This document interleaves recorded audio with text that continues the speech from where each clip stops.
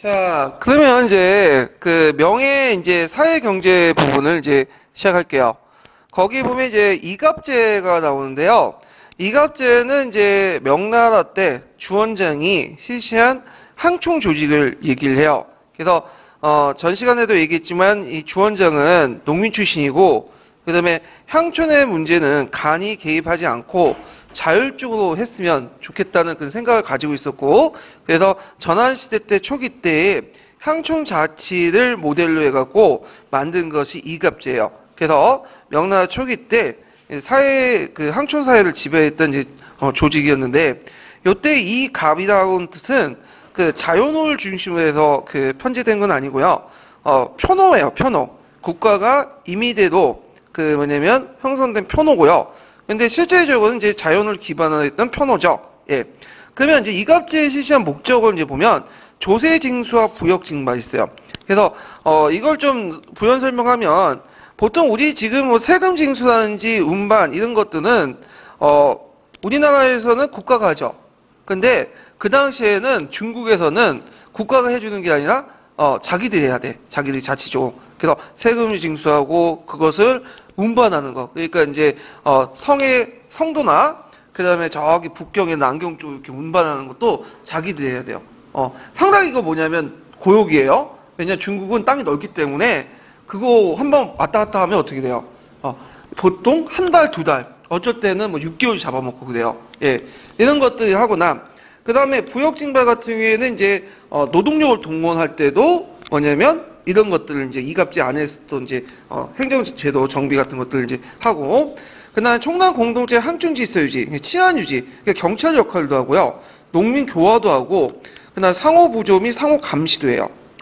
그래가지고 상당히 이제 뭐냐면 이갑제의 역할이 되게 많아요. 그러니까 집안 그 마을 공동체, 향리 공동체의 자질구레한 조그만 대소사들 재판부터 시작했고 행정일, 조세 운반, 치안을 자신들이 스스로 맡아서 하는 거야. 국가가 간섭 없이. 예. 그래서 그 역을 어떤 식으로 이제 뭐냐면 맞냐면 되게 이제 그 아이고 이게 어디 갔나? 되게 보면 명나라도 이제 조용조라는 책이 있어요. 명나라도 조를 이제 세금은 이제 뭐냐면 지세에 부과하는 거죠. 이걸 정낭이라고 해요. 보통 얘네들은 용이라는 거인데 용은 이제 노동력을 동원하는 거야. 그러면 보통 용은 두 가지가 있어. 이갑호에 부과한 이갑역이 있고요. 그 다음에 또 뭐냐면 이갑역에 외에도 자벽이라는 게 있어. 자벽. 조는 이제 당연히 특산물이겠죠. 특산물. 자, 그러면 이제 이갑제가 부과된 역을 이갑역이라고 해요. 이갑역. 그리고 나머지 역을 자벽이라고 해요. 예. 그러면 이갑역은 이갑제가 담당을 해가지고 이제 하는데 어떤 식으로 하냐? 그러니까 지금 아까쯤에 얘기한 것처럼 이갑역 자체가 그렇게 만만한 게 아니거든요. 상당히 많이 해. 그리고 이런 것들 하려면 상당히 기간, 시간과 돈이 많이 들죠. 그러면 이제 한 명이 이렇게 담당하면 안 되겠죠. 그래서 팀을 나눠. 그래서 몇 개 팀을 나누냐면 10개 팀을 만들어요. 10개 팀. 그래서 10개 팀이 10년에 한 번씩 돌아가면서 하는 거야. 윤번제로. 그럼 어떤 식으로 팀을 조직하냐.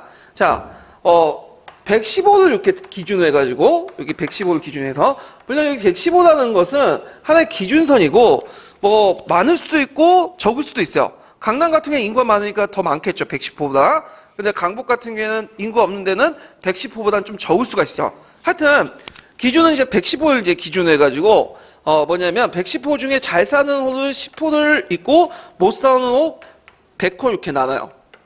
그래서 잘 사는 상위호를 이제 뭐냐면 이장호라고 하고 그 다음에 못 사는 그 다음 호를 갑수호라고 해. 갑수호. 이런 식으로 나누고요. 그리고 10일 그 이장호 한 개에다가 갑수호 10개를 짝을 붙여요. 네. 그러면 이렇게 해갖고 몇 개가 나오고 있어. 1조가 나오면 이런 식으로 해서 2조, 3조, 4조 이런 식으로 나오겠죠. 그러면 10개 조가 나오죠. 10개 조. 그러면서 1조가 한번 이제 이감력을 담당하고 끝나면 다음에는 2조가 맡고 그 다음에는 3조가 맡고 그래서 다시 1조가 맡은 건 몇 년에 한 번씩 맡는 10년에 한 번씩 이렇게 돌아가면서 맡는 거야. 윤변제도. 그래서 이런 식으로 해서 이감력을 만들었다. 예. 그 다음에 이제 여기 이장호와 갑수호를 왜? 더 못 사는 호가 있죠? 이게 기룡호라고 해갖고, 기룡호는 그 밑에 이제 뭐냐면 또 불효호 해갖고 10조마다 각각 1조부터 10조까지 기룡호 몇 개씩 이렇게 붙여주는 거야. 이런 식으로 돌아가면서 역을 담당하는 것이 뭐였다? 이감역이에요. 그래서 신사계층은 요 이감역은 해야 돼. 신사계층은 이감역을 하고 뭐가 면제받냐면 이 자벽이 면제받는 거야. 자벽. 그래서 보통 그 신사계층들이 우면요욕이라는 특권이 있었다고 했죠? 우면요욕. 우면요욕은 뭐냐면 이 역을 우대해주거나 면제해주는 거예요. 예. 그러면 뭘 우대해주냐면 요 자벽을 안 하고 이감역만 이제 하도록 하는 거야. 근데 시간이 지나면서 원래 이감역을 신사들이 하도록 했거든요. 근데 신사들도 이건 이제 이 용이 어떻게 되냐면 나중에 음납화돼요. 이거 음납화 차역이라고 이제 하는데 음납화하는 과정에서 지세와 조양과 그다음에 조가 서로 하나 합쳐지거든요. 세제가 그 과정에서 뭐냐면 이제 신사계층이 편법으로 원래는 자벽만 면제받는데 이감역도 면제를 받아요. 그래서 이걸 이제 요 조와 종이 그러니까 지세와 이제 특산물 이제 공납물이 서로 합쳐지고 음납하는 과정에서 은근슬쩍 뭐냐면 이감역도 면제를 받는 거야. 예. 그래서 역을 전체 면제를 받게 된다. 그러면 신사계층들 입장일 때는 상당히 되게 좋은 거죠. 왜? 역이 상당히 많이 이게 비중이 커요. 시간도 많이 걸리고. 근데 얘네들은 역을 안 받는 대신에 이제 그 시간 동안 자기가 열심히 일되고 부를 쌓을 수 있었겠죠. 그러다 보니까 이제 나중에 이갑제가 붕괴된 후에 사회 질서를 유지할 수 있었던 계층인지 뭐가 신사계층이 되는 거야. 예, 이런 것들을 또 연결시켜서 이제 보세요. 자, 그러면 이제 요게 이제 내용을 보면 자급자족이 가능한 110호를 1, 2로 편성하고요. 그리고 인정수와 자신의 등급에 따라 자산의 등급에 따라 이제 호등을 구분하죠. 그래서 보통 110호를 기준으로 해가지고 상등호를 10호를 2장으로 나누고 그 다음에 나머지 100호를 갑수호 불려요. 그래서 2장호 아래 갑수호 10호씩 배정하고요. 그 다음에 소장농과 토지를 소유하지 못한 호는 기종호가 해가지고 110호 아래로 덧붙여요. 그래서 이제 10년마다 한 번씩 윤번제로 담당하게 되는데 그때 이제 2장호에 이제 주도층들은 2장이 있고 그 다음에 인호인이 있어. 거기 이제 그 이갑질 안에 이제 재판 업무도 있는데 되게 인호인들은 좀 나이가 많은 사람들이겠죠. 그래서 이민을 재판하고 그 다음에 여론을 대변하고 상호 부주를 지도하고요. 양장은 이제 몇 개, 수십 개의 일을 통솔하는 사람만 하고요. 그래서 이 양장의 역할은 뭐냐면 그 앞에 전세 있죠, 전세 있죠. 전세를 세 장을 낭경으로 운반하는 역할이야. 아니면 나중에 북경 운반할 때 북경 운반하고. 근데 이게 대단한 역이에요. 왜 대단한 역이냐면 되게 힘들어. 왜 힘들겠어요? 지금처럼 뭐 차가 있겠어요? 뭐가 있겠어? 뭐 기차가 있어. 이걸 손수레 끌고 와가지고 그 다음에 저쪽 운하러 가고 배를 타고 그쪽으로 운반하려면 막대한 비용과 시간이 드는 거야. 대단한 역이죠. 자, 그래서 이제 이런 것들을 하고 그 다음에 이제 또 뭐냐면 당장이 있는데 당장은 주로 이제 어디에 있냐면 강남시설, 강남에 그래서 주로 이제 그 수리시설을 책임하는데 되게 당장 같은 경우에는 이제 수리시설 책임을 담당해요. 그래갖고 이제 원래 국가가 했던 일을 누구한테 위임하는 거죠? 민에게 위임하는 거야. 주로 이제 당장은 이제 누가 맡냐면 그 지역의 부호들, 이런 사람들이 이제 담당을 하죠. 그래서 이렇게 해서 이제 했고, 근데 이제 시간이 지나면서 이제 이갑제가 붕괴가 되죠. 자, 붕괴된 배경들은 이제 여러 가지로 볼 수가 있는데, 첫 번째로는, 아까 이갑역이 10년에 한 번씩 윤번제도 했죠? 근데 이제, 그 과정에서 여러 가지 문제점이 생긴 거야. 그래서 부역징수에 따른 권한이 특정호에 고정되지 않게 책임이 없다. 그래서 징수에 차질이 있다. 왜냐면, 이장호와 갑수에서 1년마다 이제 매달 하다 보니까 특정한 호들이 1년만 하면 되잖아. 그러면, 지금 하는 바에는 그냥 미루는 거야. 미루고. 그러면 그 다음 역도 보면 또 미루고. 그럼 제대로 되겠어, 안 되겠어? 안 돼. 특정한 역을 딱 해갖고 그들만 하나 담당에 딱 책임의식이 있는데 계속 이제 일시적으로 맞다 보니까 이제 계속 미루고 회피하고 그런 문제점이 일어나고 그 다음에 앞에서 이제 이장호와 갑수, 기룡호로 나눴잖아요. 근데 시간이 지나면 10년마다 어떻게 해요?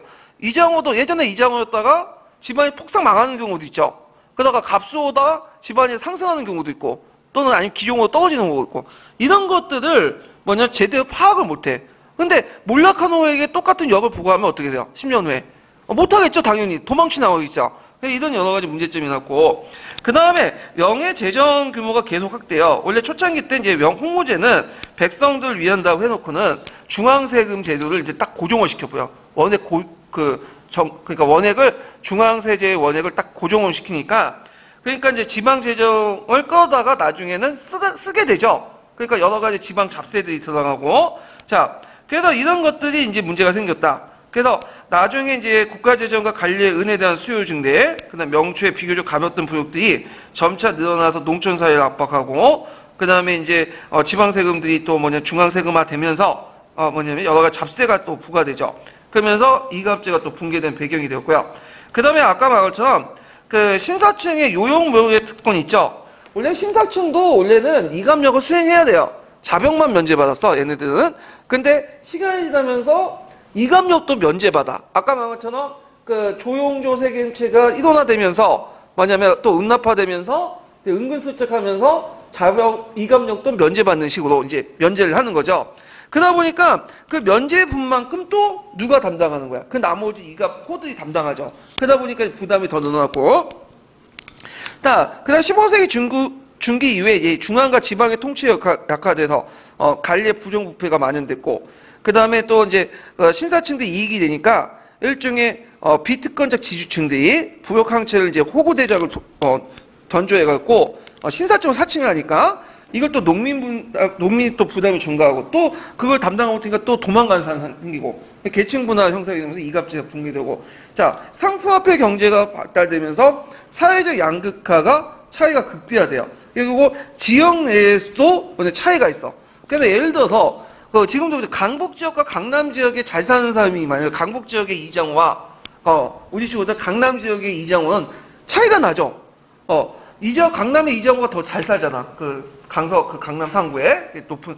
근데 강북 지역에 아무리 잘 살아도 강남 지역의 그 밑바닥보다 잘 못 사니까. 그러니까 강남에 잘 사는 호와 강북에 잘 사는 호를 동등하게 보고 거기에 부과하면 안 되겠죠. 그래서 지역별로 이렇게 차이가 생기고. 강남 같은 경우에는 심지어 갑수조차도 뭐냐면 강북의 이장호보다 더 잘 살아요. 이런 경우에. 그래서 지역별로 이렇게 차이가 크다 보니까 이렇게 이제 이런 일괄적으로 실시한 이갑제가 여러 가지 문제점이 생기는 거예요. 지금. 자, 그래서 이런 이갑제의 문제점을 이제 붕괴에 대해서 정부는 어떻게 대응했냐? 명나라 정부는 일단은 원적 반환주의에서 뒤로 넘어가서요. 원적 반환주의 기본으로 일부 부족주의를 채택했다.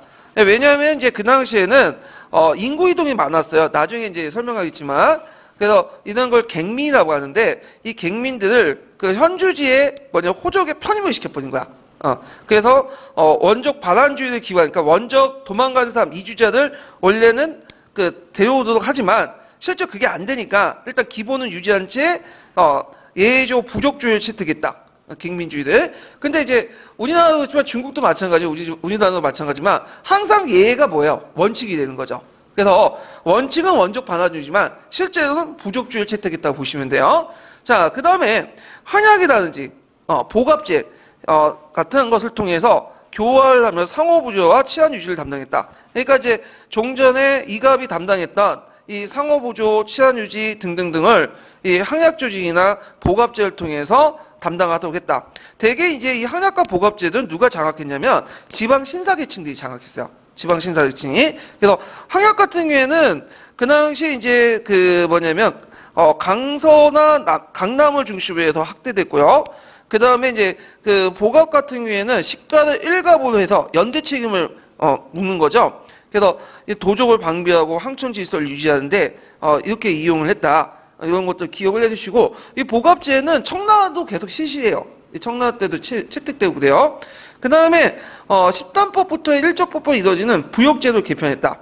그래서 호와 전토가 있을 경우에 토지 쪽에 부과하는 거. 예전에는 호하고 전토, 그러니까 호의 인구와 그 다음에 전토 토지가 있을 때는 각각의 이제 비등하게 부과했는데 전토에 이제 부과를 하게 돼요. 전토에 토지에. 그래서 대개 강북 지역에서는 호가 좀 생산의 토지 비용도가 떨어지니까 호에 부과하죠. 강남은 토지 비용도가 높으니까 토지에 부과하죠. 그래서 강남세제와 강북세제가 달라졌는데 명나라까지 유지되다가 이제 명나라 중기 때 들어가면 점점 강남이든 강북이든 강남의 기준에 따라서 점토에 부과돼요. 그리고 이것이 나중에 어디에 1조폰법에 반영이 되죠. 예. 자, 그래서 이제 앞에서 식단법부터 1.4법까지 세제 변화들을 제가 예전에 표도 정리했어요. 아까 전에 얘기했던 표 있죠? 그리고 그 내용도 있으니까 한번 보시고 이게 되게 복잡해요. 예. 그렇지만 이제 여기에서 중점적으로 볼 것은 이런 복잡한 세제가 강남을 중심한 세제도 기준해서 토지를 기준해서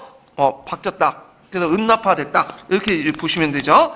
그 다음에 신사층의 요역 우면 제도를 제한하려는 시도를 했지만 그게 잘 또 안 됐죠. 자, 결과 명랑화 중개 이갑제가 붕괴되면서 항촌 자치 역할을 누가 담당했다? 신사층이 이제 담당을 하기 시작해요. 그래서 이 내용도 이제 파악을 해주시면 되고요. 자, 그러면 관련된 이제 총괄평가 문제를 이제 풀어볼게요. 317페이지 펴보세요.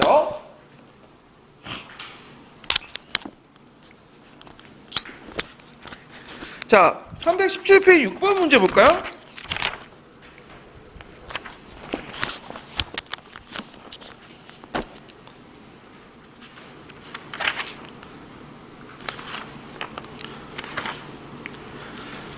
자, 6번 문제 보면 다음 제도가 실시한 목적 세 가지를 말해보고 이 제도가 붕괴된 배경을 기획 측면에서 두 줄 이내로 서술하시오. 자, 여기 이달에 천하의 부와 현을 부역항차를 편찬하는데 그 방법은 110홀 리드 조직하고 1, 2 가운데 인정과 세정이 많은 10핀을 추천에 장호 삼고 그 다음에 100홀을 갑수로 만든 거죠. 자, 여기에 대해서 이정과 갑수 이렇게 나누는 것은 이갑제와 관련된 내용이죠. 자, 이갑제와 관련된 내용의 목적은 조세징수, 부역증발, 총납 공동체, 항촌 질서 유지, 상호 부족, 상호 감시. 그 다음에 이제 이갑제의 붕괴에 대해서 여러 가지 배경이 있죠. 그 중에 이제 그거 기획 측면에서 얘기하니까 무려 10년에 한 번씩 돌아가면서 역을 담당한 순서는 인정과 세량의 다가에 따라 정한다. 그래서 윤변제, 10년에다 윤변제 이제 그 관련된 내용에서 붕괴 배경을 보면 부역 징수에 따른 권한이 특정호에 고정되어 있지 않기 때문에 책임이 없기 때문에 징수에 차질이 생겼고 이갑제 지배층의 재산 등급도 10년 사이에 질병, 전령 등으로 해서 계층 분화의 용인이 되었다. 그렇게 이제 쓰시면 되겠죠. 그 다음에 이제 333페이지 펴보세요.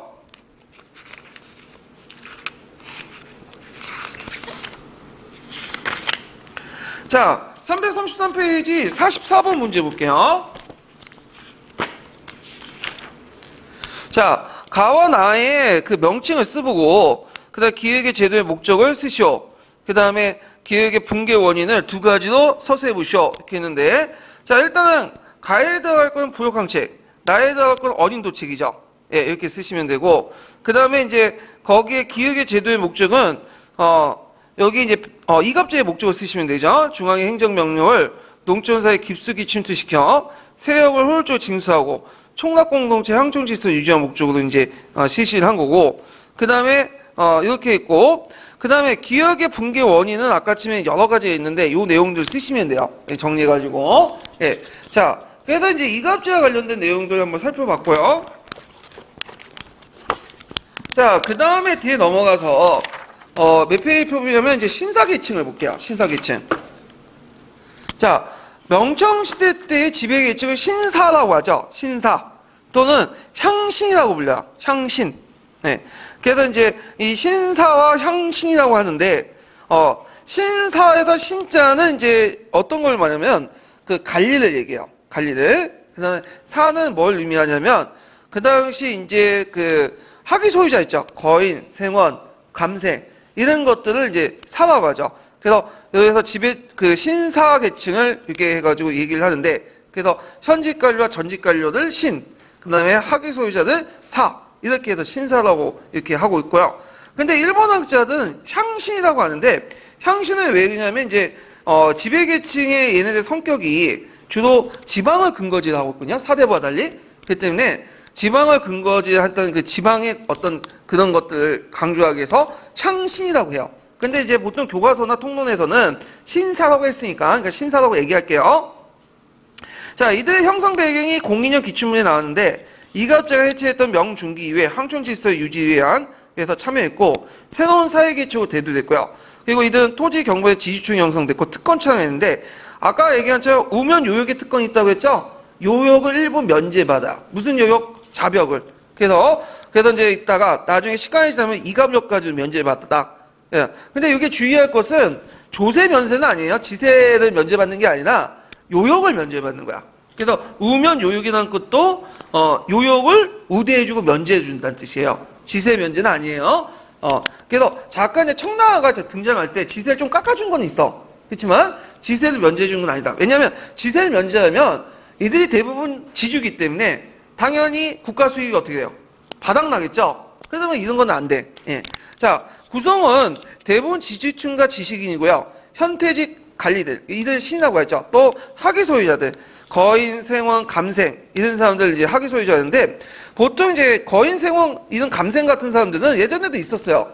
근데 명청시대 때 이들은 과거나 학교제를 통해서 이걸 받고 나서 평생 동안 그 지위를 유지했어. 그래서 가벼운 변제라든지 이런 것들 면책권을 주고 그 다음에 하급관리 같은 것들 이제 뭐냐면 들어갈 수 있는 어떤 권리를 줘 특권을 줬죠. 그래서 여기에서 거인과 생원 감생인데 감생은 어떤 사람일까요? 국자감생이요. 예, 국자감생을 얘기하고요. 생원은 부주 현학의 우수한 성적으로 조업한 사람을 생원이라고요. 그래서 생원은 과거 시험을 볼 수 있어. 과거 시험을. 그 다음에 거인이라는 거는 자기 지역에 이제 뭐냐면 지역 시험이 있어요. 해시 합격자를 거인이라고 해요. 예. 그래서 이 거인 같은 경우에는 일부 자기가 원한다면 하급 관리도 들어갈 수 있어요. 예. 그래갖고 이제 이렇게 있다. 그래서 그 당시에 그 명청시대 때 인구가 늘어났잖아요. 그리고 여러 가지 행정구역이 만들어지고, 증설되고. 그러다 보니까 국가 권력 입장에서는 모든 지역의 관리를 다 파견해서 통치할 수 없었던 거예요. 지방 말단까지.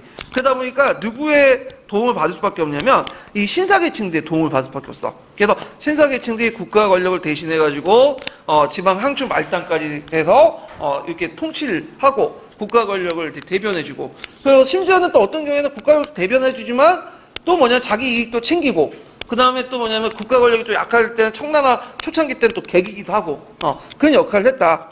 자. 그러면 여기에서 이제 명청시대의 신사층과 송나 사대부를 좀 비교해 볼게요. 자, 이들은 이제 공통점은 지주층과 지식인층이에요. 공통점은. 근데 좀 차이점이 있는데 그 신사층은 지방을 바탕으로 한 거예요. 그래서 이제 중앙뿐만 아니라 지방에도 되게 많았고 사대부는 중앙의 소수 지배층들이에요. 그러니까 이제 우리나라식으로 따지면 이제 사대부는 어떤 고려 문벌귀족 정도 되고요. 그 다음에 이제, 조선시대 때 신사층이 이제 요거하고 비슷하죠. 조선의 사대부들이. 그 다음에 이제 신사층은 나름대로 사회경제 통일성이 있어. 계층의식이 있어요. 나름대로. 예. 그래갖고 이들은, 아까 독립운동이라든지 복사운동을 보시면 자신의 어떤 그 계층의식을 바탕으로 해서 집단행동도 해요. 얘네들은. 그 다음에 근데 이게 상대적으로 사대부는 통일성이 좀 계층의식이 별로 없었고 신사층은 학위 소유자가 간인을 포함했고 사대부는 간인대에 한정돼 있었고요. 그 다음에 신사층은 그 학위 소유까지 포함되다 보니까 숫자가 상당히 많은 계층이 형성됐고 사대부는 상대적으로 계층이 형성되지 않았다. 이런 것들이 차이점이죠. 자, 신사층의 역할이 예전에 문화적 역할이 한번 시험 문제 나왔는데 그 내용을 보면요. 일단은 민중의 교육과 교화를 담당하죠. 특히 명나라 때는 성리학이 지배했던 사회이기 때문에 교화가 되게 중요했어요. 그래서 이제 있는데 이때 이제 학교를 세우고 이때 항약이나 서원을 세우고 지방교육을 담당했고 강학은 뭐냐면 이제 유교 경전을 이제 정리하는 거죠. 유교 경전을 뭐냐면 강의하거나 인용유서 그러니까 이제 필요한 유교 경전 주로 이제 인용유서 같은 경우에는 과거 시험용 이런 것들 이제 하거나 그 다음에 선소조 이런 것들을 이제 간행을 하거나 그러니까 선조 개인 문직 같은 걸 말하는 거예요. 그다음 유교적인 어떤 항촌 질서를 유지하는 그런 역할을 했고 또 향년을 조성하죠. 그래서 지방간을 보고 이제 유임이나 방출하거나 민원을 걸어가지고 그 다음에 향년의 현해 구문을 확대하거나 증연시켜달라고 요구하거나 조세 감면을 요구하거나 이런 것들. 그 다음에 이들은 또 지방과가 긴밀한 유대관계를 맺어서 항촌사의 영향력을 행사하고 지방 여러 가지 수의사업 같은 걸 추진하죠. 아까 말한 것처럼 명청시대 때는 인구가 증가하고 현과 군이 증가된다고 했죠. 행정구역이. 그러니까 그 많은 지역의 관리를 파괴를 통치할 수 없으니까 이들을 이제 국가 권력에서 적극적으로 이용하게 된 거예요. 자, 사회적 역할을 보면 조세징수, 질서유지. 그러니까 예전에 이제 이갑자가 했던 이 역할을 그 당시 신사계층들이 했고, 대개 이제 이들이 이제 청나라 때 가면 그 조세를 청납받아갖고 이제 그 조세를 그 국가 간호부터 이제 대신 걷게 해갖고 이들이 일부 떼먹고 이제 국가에 갖다 바치는 그런 제도도 있었어요. 자, 그래서 이제 이렇게 해서 이제 사회적 여건은 향락이나 복합제, 도덕이 아니라 도덕이요. 예, 도덕방어, 그 다음에 재판, 각종 구제 활동을 했고, 경제 여건을 대토지를 집중하는 수익시설 장악하고, 그 다음 또 한편 자기 이익을 챙겼죠. 밀무역과 시장 지배를 하고. 그리고 이런 것들 보면 이제 그 당시에 신사계층 사대부와 달라. 우리나라 사대부 같은 경우에는 조선시대 사대부는 장사를 안 했죠. 근데 중국 같은 경우는 다 달라요. 중국에는 신사나 저기 송나 사대부나 다 상인 출신들이 되게 많아요. 그러다 보니까 관리도 하고 유교 경전도 읽고 그 다음에 또 상업 활동도 같이 해요. 이런 것들이 우리나라 조선시대 사대부와 좀 달라요. 자, 그래서 이제 또 청나라 때 초기 때는 항청운동을 주저고 했죠. 혼란기 때는 정부에 대한 대항운동도 했다. 그래서 청나라 때는 신사계층들에 대해서 좀 사이가 안 좋았어요. 청나라 정부 초창기 때는 특히 강남 신사계층들하고 이제 대립하고 있었는데 이제 막판에 이제 어느 정도 청나라가 이제 전국을 장악하니까 신사계층들 자기의 그 지위가 국가 권력과 연결돼 있잖아요. 예, 그래서 신사랑 지위가 이제 과거제도나 교육제도 그대로 거기에 나오니까 국가 권력의 입장 올 때도 지방 말단까지 통치하려면 시민 부족하니까 신사계층들이 이제 필요했던 거야. 그래서 청나라 때도 명나라 마찬가지 신사계층을 적극적으로 지배 말단으로 이용했다. 이렇게 이제 기억을 해두시면 돼요. 자, 그 다음에 여러 가지 특권이 있는데 부역을 면제했고요. 자벽을 면제했고 노비를 소유할 수 있었고 경범죄 면책, 조세 감면 이런 것들이 있었다. 이렇게 이제 보시면 되고 거기 밑에 보면 이제 지배세력 변천 과정 있죠. 이거 좀 기억을 해주세요. 예전에 기출에 나왔으니까 은주 시대 때는 제후, 공이라고 부르는 제후들가 방백이라고 해갖고 이 방백은 뭐냐면 그 은주 시대 때 그 제후 중에 그 지역의 그 봉건 세력 중에 그 지역의 유력한 수장들을 방과 백으로 임명했어요. 거기에서 이제 간접 통치를 하게 했고 그다음 춘추전국 시대는 경대부사 이런 것도 있고 한나 호적, 그다음 위진남북조 당나라 문벌기조, 송나라 때는 사대부, 그다음 명청시대 신사 이 순서 꼭 기억을 해주세요. 예전에 시험문제 나왔던 거니까. 자, 그러면 관련된 이제 그 기출문제를 좀 풀어볼게요. 자, 기출문제 몇 페이지 펴보시냐면요. 290페이지 펴보세요. 290페이지. 자, 290페이지 9번 문제 볼게요.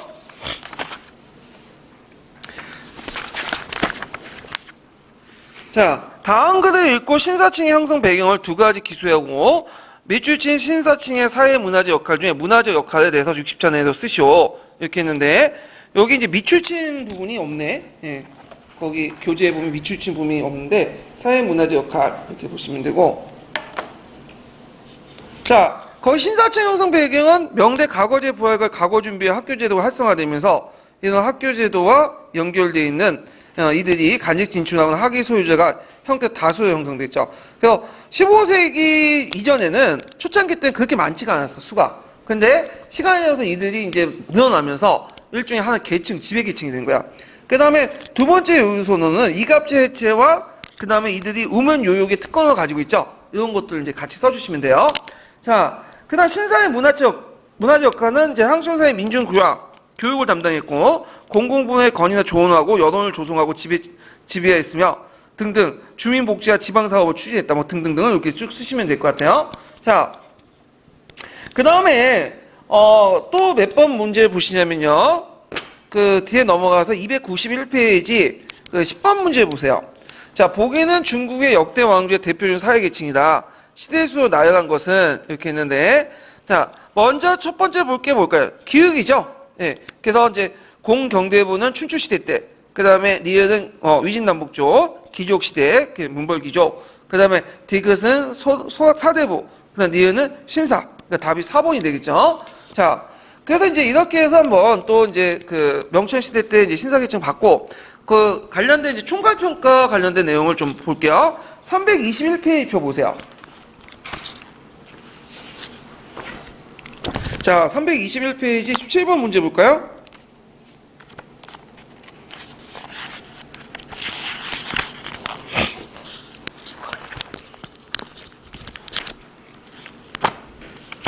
자, 이거는 명정시대 때 과거제도와 또 연관돼 갖고 이제 제가 문제를 냈는데, 거기 이제 17번 문제 유리매사라는 책 있죠?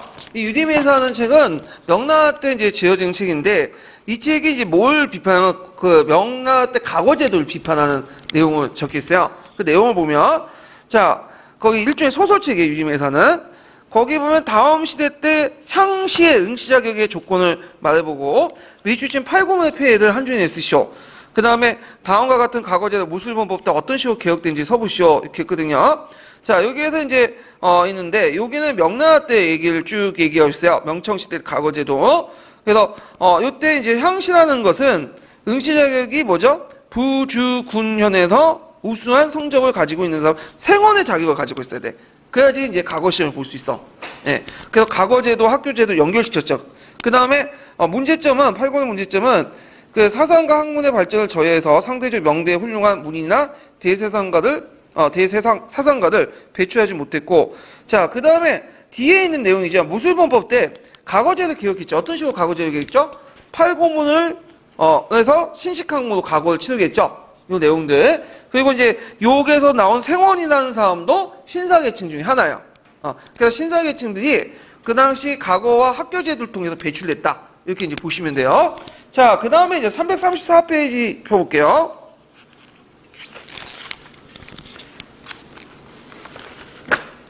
자, 334페이지 46번 문제 볼게요. 46번. 자, 다음 가에 들어갈 말 쓰고 기획의 학교제도와 연관시켜 서술해 보시오. 그리고 니은과 디귿의 같은 학위를 받은 사람들이 부세특권을 써보고 니은의 항청사의 역할을 기술해 보시오. 이렇게 이제 보시면 돼요. 자, 일단은 여기에서 이제 다음 사연은 명천시대 과거제 비판 소설입니다. 이 소설의 명천의 과거제 특징을 파악할 수 있는 구조는 바로 가입니다. 가인데 이건 8고문이죠. 그 다음에 학교제도와 관련돼 가지고 이제 연관시켜서 이제 쓰시면 지방의 향시나 응시의 수험생은 반드시 부주년에 학교 성적이 우수해야 된다. 이게 그 다음에 이렇게 형성된 니은과 디귿 같은 학위 받는 신사계층의 특권, 우면 요육의 특권과 자벽이 면제되어 왔다. 이렇게 쓰시면 되고, 그 다음에 이제 여기 항청사의 역할, 신사계층 항청사의 역할은 민중의 교육과 교화를 담당했고 연원을 조성하여 지방과 긴밀한 유대 관계를 형성됐고 이런 것들 이제 쓰시면 되고, 거기 제가 동계하고 한의 중에 있는 내용들 적었거든요. 예, 요거 외워두세요. 예, 그래서 신사계층들의 역할들 이제 예전에 시험 문제 나왔으니까 봐두시고요. 자, 그러면 이제 상공의 발달과 농촌 경제를 이제 볼게요. 자, 명말청초, 그러니까 17세기에서 18세기 때 그 자본주의 맹아가 등장했다고 해요. 이걸 이제 자본주의 맹아론이라고 하는데, 자, 이 자본주의 맹아론, 명말청초 시기 때 자본주의 맹아론을 강조하는 학계는 이제 중국 학계예요. 그래서 중국에서는 이제 그 내재적 발전론에 입각해갖고 그걸 되게 강조하는데, 거기에는 이제 어떤 목적이 있어요. 그게 뭐냐면, 그냥 신민사관에 의해서 중국 사회 정체성론이라고를 극복해서 중국의 역사 속에서 세계에서 보편적인 법칙이 존재하고 있었다. 이런 것도 규명한 거야. 우리나라가 똑같아. 그래서 예전에 이제 이 신민사관이라는 거는 뭐냐면 주 서양이 바라보는 사관이죠. 그래서 서양인들이 뭐라고 얘기하냐면 중국은 항상 고대에 정체된 사회였다. 근데 중세를 건너뛰고 어디 넘어갔다? 근대를 넘어가는데 이 근대는 누가 시켜줬다? 아편전쟁을 통해 개항을 통해서 서양 열강대 시켜줬다. 그래서 너네들은 이 근대라는 거는 서양의 열강대 이식된 근대다. 이런 식으로 얘기를 하는 거야. 그러면 중국인들 입장에는 상당히 자존심이 상하죠. 그러니까 이제 중국 공산당에서는 1950년대 이게 문제가 있다. 그래서 뭐라고 얘기하냐면 마르크스의 어떤 세계사적 보편 법칙이 그대로 있다는 거야. 중국에도. 그래서 중국에도 중세가 존재하고 있고, 그 다음에 근대도 너희들이 뭐 아편전쟁 되게 강조하는데 이미 이제 명말총적 때 근대에 싹이 보인다는 거야. 우리가 내재적 힘을 통해서 자본주의를 발전시킬 수 있었다. 그래서 이게 자본주의 맹아론이는 거야. 맹아라는 건 싹이 보인다는 거죠. 그래서 17세기 때 18세기 넘어가면 명말총초의 사회경제사를 되게 집중적으로 연구해요. 우리가 이제 조선후기 때 그 사회경제사를 연구하는 것처럼 이런 식으로 연구를 해. 그리고 이와 마찬가지로 이제 뭐냐면 나름대로 중국 역사가 이런 발전을 보이고, 그 다음 반자본주의, 그러니까 여기 반자본주의라는 거는 봉건과 자본이 같이 있었던 그 중국 근대를 얘기해요. 그 근대를 통해서 반자본주의 사회에서 사회주의 이끌었던 사람이 누구였냐? 중국 공산당이다. 그리고 모택동이다. 이런 걸 또 강조하죠. 그래서 이제 약간 뭐라고 하면 정치적인 목적도 있어요. 예. 그래서 이런 자본주의 맥락을 거쳐서 개항의 반자본주의 사회가 있었고, 그리고 이 반자본주의에서 사회주의 단계로 한 단계 도약시킨 그 원동력을 제공했던 사람이 누구다? 중국 공산당이고 모태똥이다. 이런 식으로 이제 뭐냐면 정치 논리로서 이제 강조되는 그런 내용도 있어요. 자, 그래서 이제 그 변화 내용을 보면요. 자, 아편전쟁 이전에 중국 사회에서도 그 주체적으로 자생적인 어떤 자본주의 사학이 내재됐다는 인식이 있고, 그 다음에 명청 왕조국제, 그 다음에 상품경제에 발달했다는 농촌사회 변화와 이에 따른 지존의 개편, 이갑제 질서의 해체와 부역제도 개혁, 전국적인 민중운동이나 사상의 다양화, 경제 실용사상의 발달 등등을 상당히 강조를 하고 있다는 거죠. 자, 그래서 중국학계에서 이제 자본주의 맹화의 지표를 보던 거는 이제 보면 명중기의 생산력 증가, 은경제가 널리 복되고 상품화폐 경제가 발달됐다. 그래서 특히 강남 지역 있죠. 그래서 소주에는 비단 직물들이 많이 만들었고, 송강에는 경포업, 절강서에는 성문지에는 착유업, 경덕지에는 민영 도자기업 등등등이 있었다. 그 다음에 중국의 여러 지역과 다양한 사업에서 상인자본, 전대사업이 있다. 전대사업은 뭐예요? 전대사업. 이거는 상업자본이 이제 형성된 전대산업은 그 뭐죠? 선대제를 얘기하는 거죠. 상업자본이. 그래서 보통 자본주의 역사상 자본의 발달 단계가 세 단계가 있죠. 상업자본, 산업자본, 그 다음에 금융자본. 그 중에 이 전대자본, 그러니까 이제 선대제를 바탕으로 한 상인자본들이 상업자본들이 등장했고, 그 다음에 예전에도 시험 문제 나왔지만 소주나 항주 지역에서는 발달된 그 전직물이 발달된 지역에서는 무슨 것까지 나면 메뉴표처까지 존재하고 있었다. 그러니까 메뉴표처는 공장제 수공업이죠. 그러니까 이미 산업자본으로 이렇게 들어섰다 이렇게 주장을 해요. 예, 이게 예전에 시험 문제 나왔어요. 그래서 소주나 항주 시대 때 거기에는 기호 기공이 있어갖고 기호가 일종 기공을 고용해주는 그런 산업자본가들 역할 등장했다. 그래서 이제 이런 것들을 기억을 해두시고, 그 다음에 생산관계가 변동을 하면 당연히 하부구조가 변동되면 상부구조의 상부구조가 변화되죠. 그래서 이제 이런 상품화폐 경제 발달, 신분제 변화 등등에서 그 다음에 시민계층이 출현되고 사회의식이 변화가 됐다. 그래서 그때 이제 경세실용사상이니 양명학이니 여러 사상들이 등장하는 것이 종전의 성리학을 가지고는 이런 상품화폐 경제나 신분제 변동을 설명할 수가 없거든. 근데 양명학이나 경세실용이나 이런 등등 사상들은 설명할 수 있잖아요. 그래서 이제 이런 것들이 등장했다. 자, 그러면 그 중국학계에서 이제 보통 이제 되게 이제 그 시기 때 발달된 그 뭐냐면 산업을 뭘로 보냐면 면직업하고 견직업으로 발달봐요. 자, 면직업부터 이제 보면요. 면직업은 그 뭐와 관련된 거예요? 목화와 관련된 거죠. 목화를 해서 거기에 실을 뽑아가지고 면화를 만드는 거잖아요. 그래서 면직물은 이제 명나라 이전에도 있었어요. 예, 원나라 때부터 시작돼서. 그렇지만 명직물이 일반화된 것은 언제 때냐면 그러니까 명나라 때죠. 그래갖고 이제 초창기 때는 이렇게 했는데, 자, 그러면 그 내용을 이제 보면 면화에 대한 이제 수요가 증대되고 하북 방면에 면화 재배가 대규모되고 특히 상동성 지역에, 그 다음에 강남 지역에서도 거기에 이제 면화를 생산하죠. 그래서 명나라 중기 때 들어가면 이게 면화가 돈이 되니까 강남 지역들이 이제 주로 쌀을 생산하지 않고 목화를 생산해. 거기에 돈이 되니까. 그러다 보니까 어떤 문제가 이제 생기냐면 쌀 생산지가 없어지게 되죠. 그러면 쌀 생산지가 어디로 이동하게 되냐면 양쯔강 중류로 이동해. 양쯔강 하류에서. 그래서 이제 미국 생산지가 강남 델타 지역에서 호강 지역, 그러니까 이제 양쯔강 중류 지역이죠. 오늘날 호남성, 호북성 지역으로 이동하게 되죠. 그래서 예전에는 소주가 풍년이 들면 천하가 풍년이 든다. 이렇게 했는데 요 당시 명청시대 넘어와서 명나라 때는 호강이 풍년이 들면 천하가 풍년이 든다. 그래서 곡창지대가 이제 바뀌게 되고요. 그 다음 청나라 때 들어가면 더 올라가죠. 양쯔강 상류시역. 그래서 사천지역 있죠? 사천지역으로 바뀌게 돼요. 이 곡창지대가.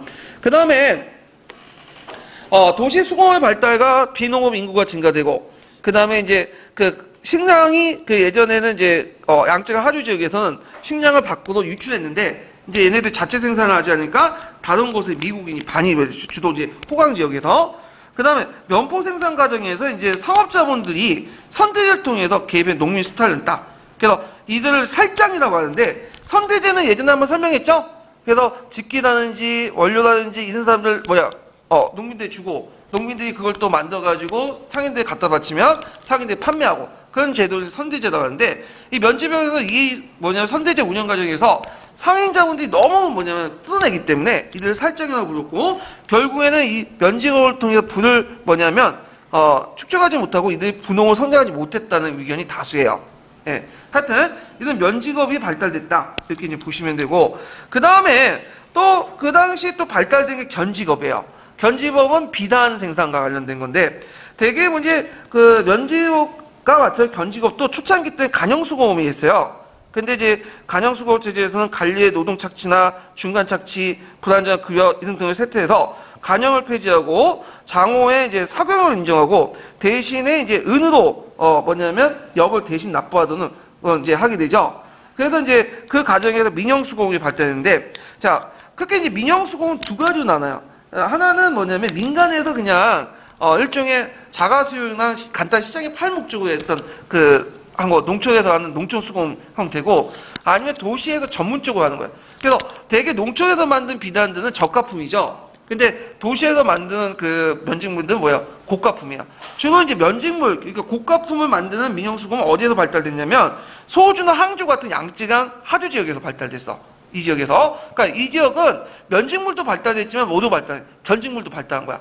그래서 이제 소주나 항주 지역에서 견직물 발달했는데 이때는 이제 면직물 같이 선대제 형태가 아니라 공장제 수공업이죠. 이거 줄 쳐놓으세요. 그래서 이 공장제 수공업이 등장했다는 것은 상업자본이 아니라 산업자본이 등장해요. 그러니까 상해 물주에서 벗어난 직접 생산자가 기계나 그다음 집기라든지 원료를 갖추고 기공을 고용해가지고 생산하는 시스템. 이게 공장제 수공업이죠. 그래서 이 기호들이 집기를 소유하고 그 다음에 기공들이 노동시장에서 이제 그 기호들이 고용되면 노동력을 제공하는 이런 것들이 이제 등장했다. 그러니까 종전에 면직물에서 보이는 선대제보다 더 발달된 시스템이 어디 보인다? 민영수공에 보인다는 거죠. 이게 상당히 중점적으로 이제 중국학계에서 강조되는 부분이고 예전에도 한번 이와 관련된 문제가 시험 문제 나왔어요. 예. 자, 그래서 이제 간형이나 상추를 상당한 고급 검직물과 일반 평민들의 값은 비단에 대여 생산하고 주로 이제 아까 말한 소주나 항주에서는 이렇게 고급 검직물을 주로 생산을 했다. 예, 이렇게 이제 보시면 되고요. 전반적으로 면직원과 견직원은 간에 그 당시 지주와 대상의 수탈 대상이었고요. 그래서 이제 그 자본이 부족한 이 농민이 상인에게 원료나 작업 고리를 대여해서 했기 때문에 크게 발전하지 못했어요. 다만 그 민영수공업 발달 과정에서 이제 견직업 부분에서 소주나 항주 일부 지역에서 뭐가 등장했다? 공장제 수공업만 등장했다. 여기만 초점 맞춰서 공부해 주시면 될 것 같아요. 그래서 이것이 예전에 한번 시험에 나왔고요. 자, 그 다음에 상업 발달 같은 게 보면 그 당시에 이제 멕시코 은혜 대량 유입, 일본이나 멕시코산의 은혜 대유입되면서 일조품법이 이제 시행됐고 상품 작물이 재배됐고요. 그 다음 민영수공업이 발달했고 그 다음에 전국 시장권이 형성되죠. 그래서 각지의 특화된 산물들을 만들어가지고 시장을 유통을 시켜가지고 각지 필요한 것들 교환하는 그런 체제가 형성됐고 그다음에 명청시대 때는 또 인구가 증가 도시가 발달해서 소비 수요도 또 증가되죠. 자, 그 다음에 객상이 있는데 객상은 원거지 상인들 객상이라고 해요. 그래서 객상이 여기 등장했다는데 새로운 객상이 등장했다 보시면 돼요. 예. 객상은 예전부터 있었고 그래서 이제 이 객상들이 원거지 상인들이 이제 전국적인 물건들을 취급하면서 유통을 촉진시키고 원격제 판매망을 형성돼서 상업자본을 대두하게 되고 그때 대표적인 이제 상위 집단이 상서상인과 신한상인이야. 상서 신한상인. 그래서 이 상서상인과 신한상인들은 등장 배경을 좀 보면요. 이들이 이제 명청시대 양대 상인으로서 염상이라고 하거든요. 염상은 왜 그러냐면 명청시대 때도 소금이 뭐예요? 전매제였죠. 근데 소금을 국가가 직접 판매하진 않아요. 이 시대는. 누구한테 맡기죠? 특정 상인 집단한테 맡겨. 그래서 이들이 간상이 되는데 그 대신에 이 상인 집단들은 뭘 수행하냐면 국가가 필요한 물자를 제공해 주거나 역을 수행해야 돼. 그래서 그 당시에 이제 명청시대 때 이제 상서상인과 신한상인들이 그 역할을 했는데 상서상인들이 먼저 등장했어요. 상서상인들은 북방에 있죠? 북방에 있기 때문에 몽골족들 막기 위해서 만리장성 쌓았잖아요. 그 북경에 만리장성 있으니까 이들 요충지에 뭐예요? 군인들이 많겠죠. 그럼 군인들에게 군량을 제공해 주는 거야. 그래서 군량을 수송해주고 그 다음에 그 대가로 뭘 받는 거죠? 이거 뭐냐면 소금 전매권을 얻게 되는 거죠. 근데 이제 나중에 들어가는 신한상인들이 등장해. 신한상인들은 이제 강남에 있는 상인들, 좀 밑에 있는 상인들, 그래서 양주나 시주 상인 집단들이 여기 신한상에 속하는데, 이들 상인 집단은 이제 어떤 식으로 이제 뭐냐면 군량을 제공하냐면, 이제 일단 상품화폐 경제가 발달되니까 이제는 군량을 직접 운반하진 않아요. 대신에 뭘 주죠? 정부에게 군량을 살 수 있는 돈을 주는 거야. 은을. 그러면 정부가 은을 가지고 이제 식량을 공급해주고 대신에 이들에게 뭘 주는 거예요? 뭐냐면 그 여러 가지 이제 뭐냐면 특권들을 주죠. 소금을 판매할 수 있는 독점권을 주는 거야. 자, 이런 식으로 해갖고 상소와 신한상인들이 성장을 했다. 그리고 이제 청나라 때 그러면 이 신한상인들이 주도권을 장하고 대표적인 신한상인들이 이제 뭐냐면 그 양주와 시주 상인 집단도 있어요. 양주 시주 상인들. 동아시아 책에도 나와 있는데 양주나 시주 상인들이 이제 상권을 장악을 하게 돼요. 자, 그 다음에 면포나 면화, 생사는 이제 비단의 원료죠. 그 누에코치에서 나오는 신을 말하는 거고요. 이 비단 같은 급박의 수공품과 농산물의 집산일까지 강권의 상호활동에 전개해 있고요. 객생들이. 그래서 이들은 자본을 동원해 금융업을 경영했고 고리대금업자도 이익을 또 추구했다. 이렇게 보시면 돼요. 그 다음에 상인들은 그 당시 상인들 조합의 행, 그 다음에 또 명정시대 때 등장한 게 해관하고 공소예요. 해관은 뭐냐면 동양인 조합이고 공소는 동업조합인데 이 해관은 왜 필요했냐면 중국은 땅이 되게 넓어요. 상당히. 그렇기 때문에 예를 들어서 이제 북경선함이 저 강동 지역에 들어가면 말이 안 통해. 북경하고 강동하고 다르죠. 언어도 틀리고 풍습도 틀려. 그리고 거꾸로 강동 사람이 북경 가면 뭐예요? 말이 안 통하죠.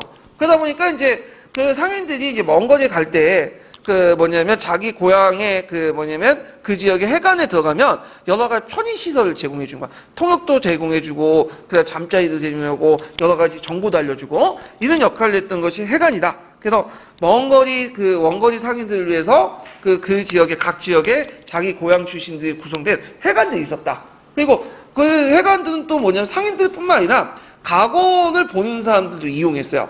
그래서 과거에 이제 보려고 북경까지 가잖아요. 그럼 북경에는 각 지역 해관들이 있어. 그래서 과거 응시자들을 이제 거기에 숙박시켜주고 통역 제공해주고 여러 가지 이제 안내도 해주고 편의도 제공해준단 말이에요. 그러면 이들이 이제 나중에 과거 시험을 보고 합격하면 어떻게 되는 거야? 당연히 그 상서 집단들이나 자기 집단의 상인들에게 여러 가지 편의를 봐주겠죠. 이게 서로 연결되는 거야. 그래서 정경유착이 일어나는 어떤 공간이기도 하죠. 자, 이렇게 이제 하고, 그 다음에 해업 장소인 공소, 동업조합, 같은 업종끼리 이제 또 이렇게 설치했다. 그래서 명청시대 때 해관과 공소, 그 내용들 꼭 기억을 해두세요. 특징이니까. 자, 그래서 이제 이렇게 해서 이제 한번 객상의 등장 관련된 것들을 이제 봤고, 그 다음에 뒤에 넘어서 은하의 유통을 볼게요. 자, 이거 되게 중요하죠. 예전에 기출문에 나왔던 건데, 자, 그 당시 명나라 때 은하가 유통이 됐어요. 그래서 이걸 좀 설명하면, 명나라 초기 때 그 통화정책을 좀 봐야 되는데, 명나라 초기 때는 이제 주원장이 집권하면서, 이때는 이제 전쟁 막 끝날 때 혼란기였잖아요. 그리고 이제 자연경제 형태였죠. 상품화폐 경제도 발달하지 못했고, 그래서 두 가지 정책을 내세웠어. 그러니까 이제 통화정책에서 하나가 뭐냐면, 동전. 그래서 동전 사용하고, 그 다음에 보초 있죠. 그 원나라 영향으로 보초 사용. 동전과 보초 사용을 기준으로 하고, 그 다음에 세금을 거둘 때는 아직 상품화폐 경제가 발달되니까 헌물납을 하도록 했어요. 통화정책에서. 그 은은 배제시켰어. 은은 사용하는 걸 금지시켰어. 근데 시간이 지나면서 이제 상품화폐 경제가 발달되고, 그 다음에 이제 보초가 이제 시중에 떨어지죠. 동전이나. 그러다 보니까 이제 은이 많이 이제 유통이 돼요. 그래서 은도 이제 해외에서 이제 국내에서 생산이 잘 안 되니까, 또 해외에서 멕시코니, 일본 은이나 하고. 그래갖고 이제 어느 날 이제 이게 정통제인가 성덕제인가 그럴 텐데, 그때 이제, 무인들이 관료들이 집단 상소를 올렸어요. 왜냐면 월급을 이제는 식량이 아니라 은으로 받게 해달라. 그런 거야. 왜냐면 예전에 식량을 받았거든요. 쌀로. 근데 쌀을 받던 문제가 뭐냐면, 이 관리들이 이 쌀을 어디서, 원래 수도가 북쪽인데 쌀은 남경에서 받으라고요. 그러면 그 관리들이 남경까지 가는데 시간이 몇 개월 걸리겠어요? 한 3개월, 4개월 걸려. 멀죠? 그러다 보니까 그걸 못 가니까 상인들에게 위탁을 해. 그럼 상인들이 돈을 주고 대신에 거기 남겨져갖고 자기들이 쌀 사가지고 갖다 파는 거야. 근데 대신에 막대한 수수료를 주겠죠, 상인들에게. 그러니까 관리들 입장 볼 때는 차라리 쌀로 받느니 은으로 받는 것이, 중앙에서 이게 세금 은으로 받는 것이 더 낫겠다. 식량 봉급을. 그래서 정부가 그 봉급을 은으로 받는 것을 허용을 해요. 그러면서 이제 은으로 봉급을 지급하니까 당연히 세금을 뭘로 걷어야 되겠어요? 은으로 징수하기죠. 그래서 이제 형상들이 일어났다. 그래서 이제 이때부터 조세 은납화가 일어나고 농민은 다 은을 갖고 있는 게 아니죠. 이 사람들이 은 획득을 위해서 부업공역, 아까 치면 면직물이나 견직물 같은 거, 그다음 상품작물 재배 이런 것들 생산활동을 전개했고요. 그 다음에 또 자체적으로 중국의 은 생산이 적기 때문에 16세기 때부터 스페인과 일본 간의 교육을 통해 은을 조달받았죠. 그래서 그 당시 은값이 올라가게 돼. 그 은과 금의 비율이 되게 다른 나라에서 10대 1, 그런데 15대 1 여기인데 여기에서는 3대 1, 5대 1 정도 돼. 그러니까 세계 은이 다 중국으로 오고 그 중심지가 어디였다? 영파였죠, 영파. 그래서 은화의 전국적인 보급으로 부역제도에 영향을 미쳐. 그러면서 이제 예전에 조용조 같은 경우에는 용원 노동력을 제공하고 그다음 조는 특산물 제공했잖아요. 그래서 시간이 지나면서 이제 어떻게 돼요? 은으로 제공. 그래서 심지어 용도 아까 이갑정역이나 그다음에 이제 또 자벽도 은납화돼. 이걸 이제 은차라고 하거든요. 그러면서 이제 복잡한 세제가 이제 어떻게 돼요? 하나로 이제 합쳐지기 시작해요. 그래서 그 결과 강남 세제를 기준으로 해가지고 만든 것이 일조폰법이죠. 일조폰법은 복잡한 지금까지 여러 가지 지방마다 달랐던 세제들을 하나로 통합을 시키고 뭐만 걷는 거야? 정세와 지세를 걷는 거야. 그래서 지세는 토지세, 정세는 성인 남자들이 부과한 건데 정세도 세금을 모든 사람이 걷는 게 아니라 토지를 가지고 있는 사람에게 부과하는 거야. 근데 이게 나중에 이제 얘기하겠지만 이 시간이 지나면서 실제로 정세는 원래 토지를 가지고 있는 사람들에게 부과하는데 문제는 토지가 없는 사람들도 부과를 해요. 지주도 이제 떠넘기는 거죠. 그래서 이제 그게 여러 가지 문제점이 생기니까 또 이제 개선하는 것이 지적 문제예요. 자, 이런 식으로 이제 했다. 자, 그 다음에 농업 생산 향상해갖고 선진 농업 기술이 이제 후진지로 전파되는데 이건 나중에 얘기했지만 이제 인구 이동화와 관련돼 있어요. 그래서 명청 시대 때 인구 이동은 좀 특징이 뭐냐면 보통 이제 명청 이전에는 인구가 어디로 이동했죠? 주로 강북 지역에서 강남 하류로 이동했죠.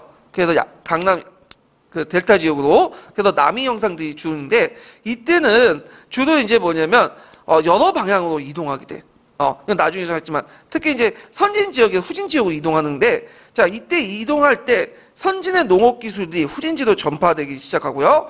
그 다음에 또 인구 이동하는 과정에서 이제 예전에 버려졌던 땅들, 농경지들 개간을 하고 수리 개발 시설, 개간 사업도 일어나고 농업 기술이나 농기구도 개선이 되고요.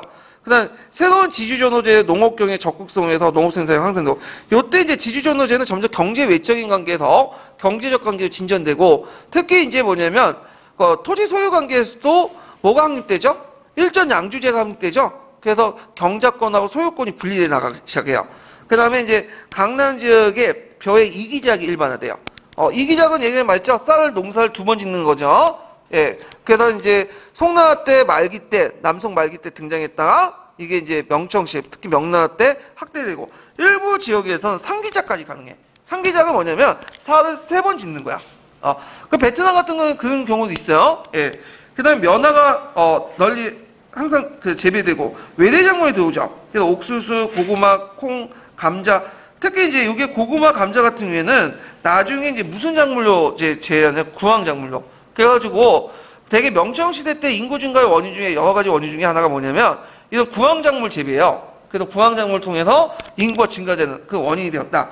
그 다음에 식량 작물의 재배 면적이 확대되면 농업 생산에 상품화가 되었다. 그래서 쌀뿐만 아니라 그 당시 여러 가지 작물들이 항구성 있는 작물들이 농업 생산품이 상품화되는데 그건 뭐냐면 도시의 발달과 연결되죠. 도시에서는 이제 비농업 인구들이 많잖아요. 그러니까 그 비농업 인구들을 먹여 살리기 위해서 농촌에 여러 작물들 재배한 다음에 그걸 이제 도시로 공급을 해주죠. 그래서 이제 이런 것도 이제 파악을 해두시면 될 것 같아요.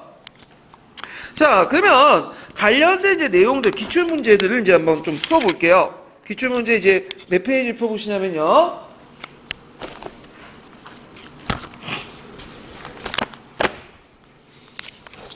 일단은 몇 번을 보시냐면 290페이지 8번 문제 볼게요. 8번 문제.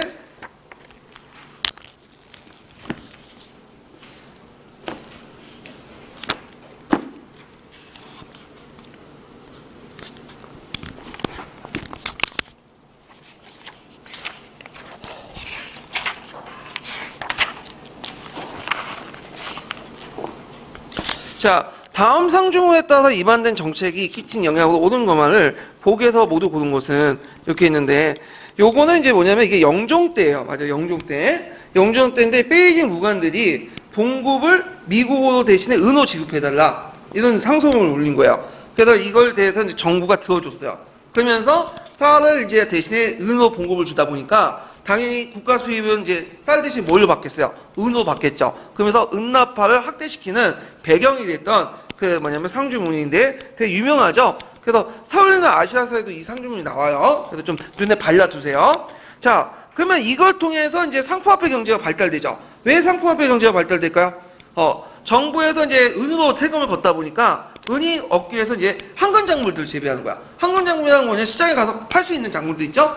그래서 뭐 여러 가지 뭐 그 상품 작물이라든지 그 다음에 그 쌀이라든지 이런 것들 이제 재배가 증가되고 그 다음에 이제 그 니은은 그래서 은이 이제 많이 필요하니까 그 당시 은강산 개발이 이제 많이 진천이 돼요. 그래서 전국 각지에서 은강산 개발을 하는데 그 중에 섭종로라는 사람이 이제 그걸 원래 농민 출신인데 이 사람이 이제 뭐냐면 은강산을 개발했는데 정부가 거기에 세금을 때리고 뺏으려고 하니까 뭐죠? 반란을 일으킨 거야.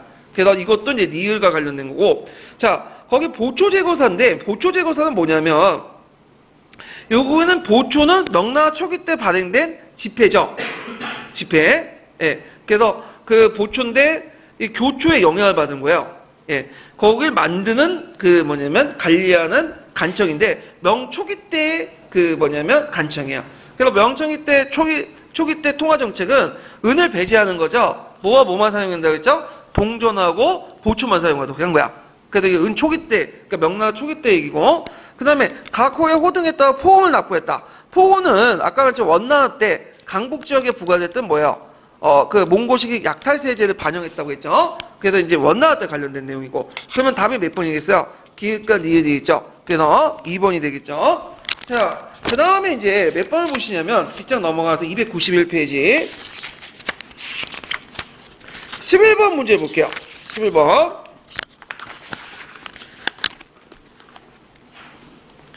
자, 다음은 명나라 말기 때 그 중국에 일어난 봉기에 대한 기록이다. 이를 읽고 그 물음에 답하시오. 자, 여기 강서 지방에는 이제 양쯔강 하류 지역을 이제 얘기하는데 거기 기후와 기공에 관련된 내용들이 쭉 있고 거기에 무대배를 동원해가지고 이제 거기 기후에게 세금을 부과하니까 그 밑에 이제 그 기공들이 기후가 몰락하면 자기들이 뭐 일자가 사라지겠죠. 그래서 변을 일으켰어. 그래서 거기에 소주미 소변서는 뭐와 관련된 건 직용의 변이야. 이게 되게 유명한데 나중에 얘기하겠지만 그래서 이 직용의 변과 관련된 사건인데 자 직용의 변에 배경이 됐던 경제적 배경이 일어났다. 경제적 발전의 배경이 일어났다. 이런 경제적 발전을 초래시킨 조세제도 변화를 대해서 두가 그 20자 이내에 쓰요. 뭘 쓰셔야겠어요? 일조법을 쓰시면 되겠죠. 그래서 상품화폐 경제 발달과 매개 수단으로 은이 확산되고 여러 가지 잡세를 정사 지세를 두 가지로 나눠서 일조법으로 변했다. 이렇게 쓰시면 되고요. 자, 그러면 자본주의 맹하론에 적용돼서 명말청주의 경제 발전을 해석할 때 위의 자료에 이용할 수 있는 내용을 30장에 여기에서 이제 딱 핵심 키워드가 뭐야? 직기와 지금 기후와 기공이 있다고 했죠? 그러니까 상위 자본이 들어와서 선대제 방식으로 운영하는 게 아니라 기호, 그러니까 직접 생산자가 기공을 직접 고용하는 제도야. 그러면 이거는 상업자본이 아니라 뭐죠? 산업자본이고 매뉴패처 방식이죠. 그래서 요걸 쓰시면 돼요. 변직물 생산 방식, 소주나 항주 지역에서 변직물 생산 방식 매뉴패처가 등장했는데 이런 것들은 또 뭐냐면 이렇게 이제 쓰시면 되겠죠. 그래서 변직물 생산 방식에서 일부 지역에서 이제 매뉴패처가 등장했다. 예, 그래서 상품화폐 경제를 촉진시켰다. 그래서 은을 사용하면서 이런 내용도 쭉 쓰시면 돼요. 예, 자. 그래서 이제 예전에 제가 이걸 선대제라고 얘기했어. 근데 어떤 분이 지적하다. 이거 선대제 아니다. 딱 보니까 선대제가 아니야. 기후와 기공이 들어가 있잖아. 예. 그래서 이거는 선대제가 아니라 매뉴패처다. 여기 좀 기억을 해주시면 되고, 그렇지만 이건 일부 형상이고, 나머지는 다 뭐라고 보시면 돼요? 선대자라고 보시면 돼요. 예. 그리고 우리나라도 그 조선후기 때 이제 상품화폐 경제 발달 설명할 때 뭐가 주였죠? 선대제가 주였죠? 상업자본이. 근데 일부 수공업자들이, 독립수공업자들이 등장했다 하면서 메뉴표처까지는 얘기는 안 하지만 그 약간 메뉴표처 맹화 정도만 약간 얘기를 하고 있어요. 예. 그 정도. 자, 그래서 이제 이렇게 해서 한번 관련된 이제 문제를 풀어봤고, 그럼 총괄평가 문제 풀어볼게요. 자, 318페이지 10번 문제 볼게요.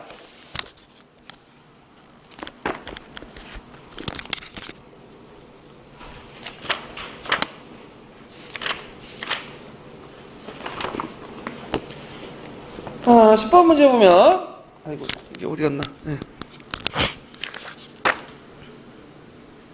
자, 다음 미추홀증 세금이 부과된 배경을 써보고 서술해보고 이 당시 이 지역의 견직물 생산 방식의 특징을 말해보시오.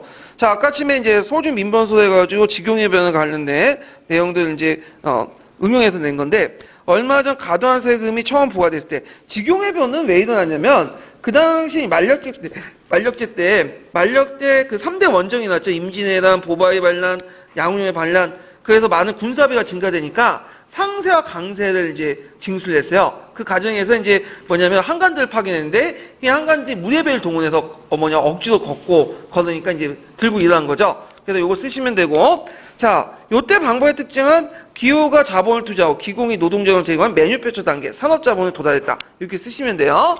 자, 그 다음에 몇 번 문제 보면 335페이지. 자, 48번 문제 볼게요.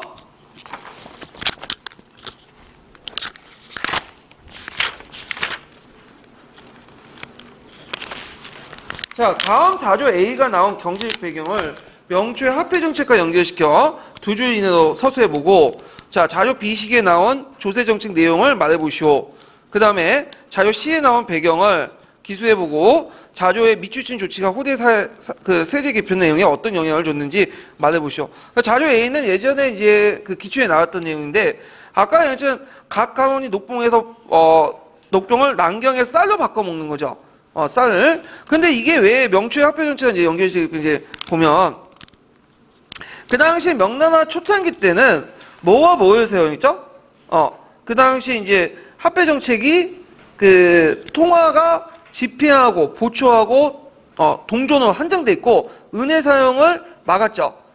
그리고 또 뭐냐면 이제 그 했는데, 자, 근데 이제 시간이 지나면서 이게 뭐냐면 동의 가치가 떨어지게 된 거야. 그러니까 이제 은혜 유통이 확대되기 시작한 거죠. 그러다 보니까 이제 전국 그 관료들 입장에 올 때는 은호 받는 것이 훨씬 더 낫죠. 그러다 보니까 이제 이렇게 한 거고.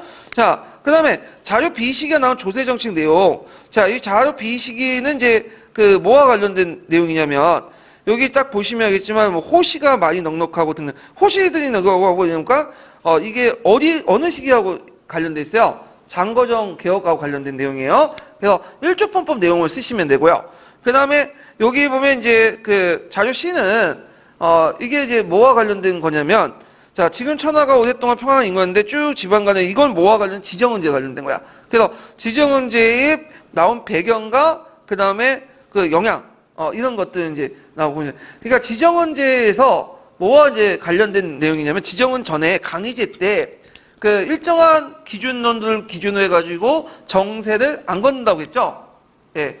그래서 이제 조칙을 내렸잖아요. 이 조칙과 관련된 내용이고, 왜 이 조칙을 내렸나? 왜냐면 원래는 1조 편법 아래에서는 그 정세는 뭐만 걷는 거죠? 토지를 가지고 있는 사람만 정세를 내는 거죠. 근데 토지를 가지고 있는 사람이 토지가 없는 빈민들에게 부과하니까 이게 사회 문제가 된 거예요. 그러다 보니까 이제 강희제 때 조칙을 내려서 일정한 연도에 태어난 사람은 이제 이때부터 안 걷겠다. 이렇게 조치를 내렸고, 그걸 바탕으로 옹주연제 때 실시된 것이 지정언제죠. 그래서 지정언제 내용은 정세 총액의 고정에 따라서 정세를 뭐에 포함시켰다? 지세에 포함시킨 거야. 이제 오히려 이제 유일하게 내는 세금 뭐야? 지세밖에 없어. 이제 이런 식으로 이제 뭐냐면 관련된 내용이니까 기억을 해두시면 될 것 같아요. 자, 그래서 이제 이렇게 해서 한번 관련된 내용을 이제 살펴봤고, 명말 민중운동을 이제 볼게요. 자, 명만 민중운동을 이제 보는데 요 부분은 좀 쉬웠다 할게요. 요거는요. 예.